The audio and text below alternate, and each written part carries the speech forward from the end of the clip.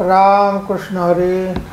मित्रांनो, तुका म्हणे या अभंग मालिकेतलं 14वा अभंगाचं निरूपण आपण आज पाहणार आहोत.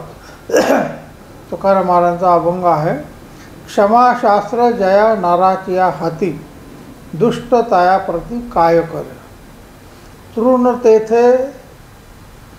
नाही तेथे अग्नी पडिला दावाग्नी, जाय तो विझोनी आपसया. तुका म्हणे क्षमा सर्वांचे स्वहित, धरा अखंडित सुखरूप. त्याचा अर्थ सांगतो. तुकाराम महाराज सांगतात ते, ज्या पुरुषाच्या जवळ क्षमारूपी शस्त्र आहे त्याला दुर्जन काय करणार. जेथे गवत नाही अशा ठिकाणी मोठा पळयाग्नी जरी पडला तरी आपला आपणच तो विझून जातो. तसं दुर्जनांचा प्रयत्नसुद्धा चांगल्या माणसाने जर क्षमा केली तर त्यांचा प्रयत्न फोल ठरतो. तुकाराम महाराज म्हणतात, क्षमेच्या योगाने सर्वांचे हित होणार आहे. याकरता तुम्ही सर्व काळ सुखाचे मूळ अशी जी क्षमा ती आपल्या ठिकाणी ठेवा. त्यात आपण निरूपण पाहूया. तुकाराम महाराजांनी अनेक ग्रंथांचा अभ्यास केलेला होता. म्हणजे ते अगदी अशिक्षित होते असं नाही. तुम्ही जर देहूला गेला, मला वाटतं आळंदीला सुद्धा त्यांच्या हस्तलिखित आजही आपल्याला तिथं त्यांनी जे अभंग लिहिले ते हस्तलिखित पाहायला मिळतात. ज्ञानेश्वर महाराज, एकनाथ, कबीर, नामदेव इत्यादी संतांचं वाङ्मय त्यांनी अभ्यासलेलं होतं. एवढंच नव्हतं, भर्तृहरीचे नीतिशतक, वैराग्य शतक, संस्कृत सुभाषिते यांचा अभ्यास त्यांचा असावा असं अंदाज आहे. आता प्रस्तुत हा जो अभंग आहे तो संस्कृत श्लोकाशी किती मिळता जुळता आहे पहा. संस्कृत श्लोक आहे, क्षमाशास्त्र करे यश्च दुर्जनम किम करिष्यति, अतृणे पतितो वन्नी स्वयमेवय शाम्यती. संत तुकाराम महाराज स्वतःच क्षमाशील होते. तुम्ही त्यांचे अनेक उदाहरणं पाहिले असेल की त्यांना राग सहसा कधी येत नसे.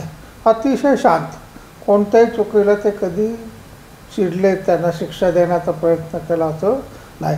त्यावेळच्या समाजाने त्यांना खूप त्रास दिला, पण त्यांनी सगळ्या अपराधांना क्षमा केलेली दिसून येते. कारण क्षमा ही जीवनातला आपला जो कटुता आहे ती कमी करते, दोन व्यक्तींना पुन्हा एकत्र आणते. शोध प्रतिशोध, हल्ला प्रतिहल्ला, खून कवडला खून असे यामुळं मानवी जीवन दुःख बनलेलं आपल्याला दिसून येतं. अपराधांना क्षमा करणं, स्वतः शांती बाळगणे हा सर्वोत्तम उपाय आहे. आपल्या जीवनात शिकायचं काय किरकोळ गोष्टीसाठी आपण चिडायचं नाही, किंवा एखाद्याने चूक केली म्हणून आपण लगेच त्याचा बदला घ्यायचा नाही.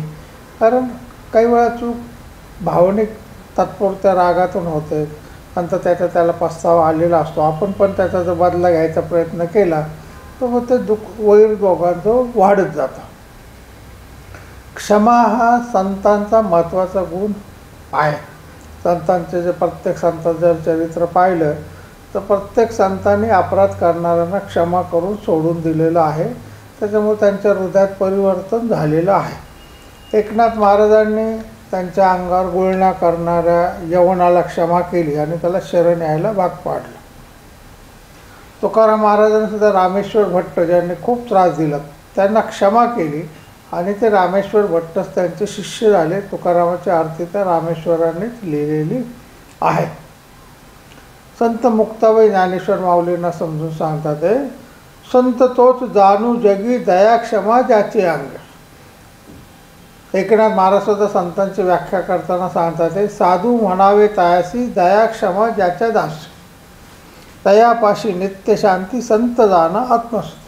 आणि अनेक संतांचं उदाहरण तुम्हाला दिलं की प्रत्येक संताने क्षमा, दया, शांती याबद्दल अनेक अभंगामध्ये लिखाण केलेलं आहे.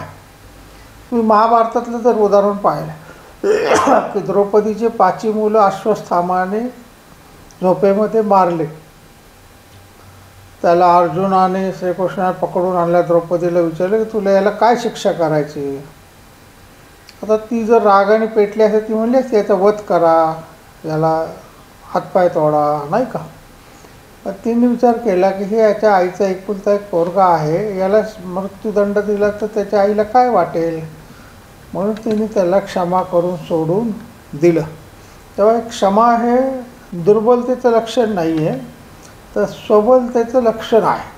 त्याचं मन मोठं आहे, रागावर ताबा आहे, तोच मनुष्य दुसऱ्याला क्षमा करू शकतो.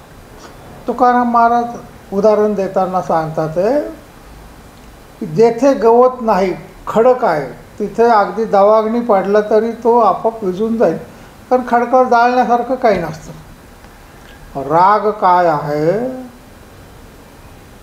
की गवत असतं त्याचं पेटून उठलं असतं आणि सगळं गवत त्याने जाळून टाकलं असतं.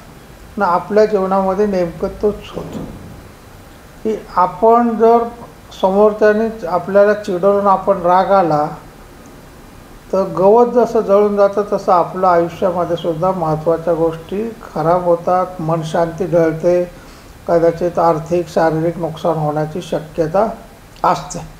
आता एखादा कोणतरी भांडायला आलं म्हणून आपण त्याला उत्तर दिलं की तो प्रत्युत्तर शब्द वाढत जातं, मारामारीपर्यंत प्रसंग येतो, कोर्ट कचेऱ्या होतात आणि किरकोळ गोष्टीचं दुःख दोघांनाही वाढत राहतं. म्हणून समोरच्या व्यक्तीला क्षमा करण्यात काही वेळा फायदेशीर गोष्ट असते. क्षमेच्या आड येणारा दोष म्हणजे काय की आपल्याला क्षमा करू देत नाही, असा दोष कोणता आहे तर तो क्रोध. जीवनाचा सगळ्यात महत्त्वाचा नाश कोण करतो तर तो क्रोध, माणसाला येणारा राग, तो इतरांना क्षमा करण्यापासून रोखतो. एक सुभाषितकार सांगतो, क्रोधो मूल मनार्थाना क्रोध संसार बंधनम, धर्मक्षय कर क्रोधा तस्मात क्रोध विवर्जयेत. त्याचा अर्थ असा आहे की सगळ्या अनर्थाचं मूळ काय आहे तर क्रोध. क्रोध संसारातलं बंधन आहे, धर्माचा नाश करणारा क्रोध आहे, म्हणून क्रोध टाळावा, क्षमावृत्ती धरावी. कोकिळाना स्वरूपम स्त्रीणारूप प्रतिवता, विद्यारूपम कुरूपाना क्षमारूपम तपस्विनाम. या सुभाषिताचा अर्थ असा आहे की सुस्वर, एक कोकिळ दिसायला काही छान नसते पण तिच्या गोड आवाज हाच तिचं गुण आहे, तेच तिचं म्हणजे आपण म्हणता येईल की सौंदर्य आहे, नाही का. पतिव्रता स्त्रीचं काय आहे सौंदर्य, म्हणजे स्त्रीचं सौंदर्य ती प्रतिव्रता आहे, तेच तिचं सौंदर्य आहे.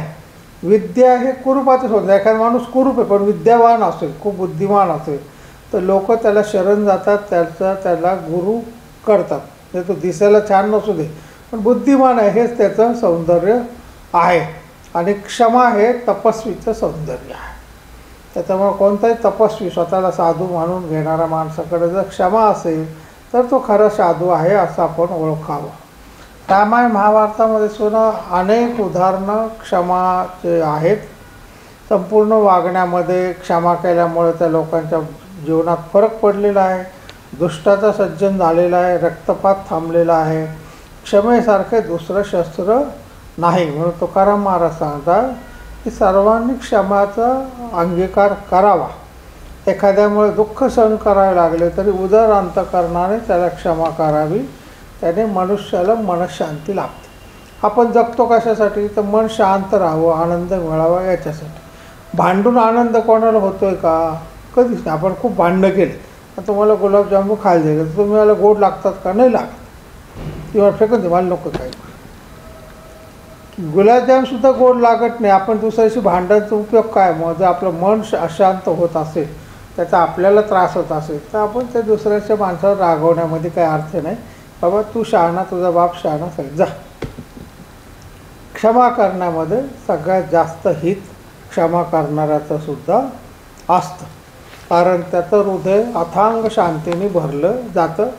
ज्याला क्षमा केली जाते तो मनुष्यसुद्धा म्हणजे खजील होतो की आपण एवढं चुकीचं केलं तरी आपल्याला त्या समोरच्या माणसाने क्षमा केली, आणि मग त्याच्या चुका त्याच्या लक्षात आले की तोच तुमचं हितचिंतक बनायला सुरुवात होते. त्याच्यामुळं असं वाईट वाटून राहायचं मी याचा क्षमा केली ना, हा याला काय उपयोग, हा या लायकीचा नाही, असं नाही, असं काही नसतं.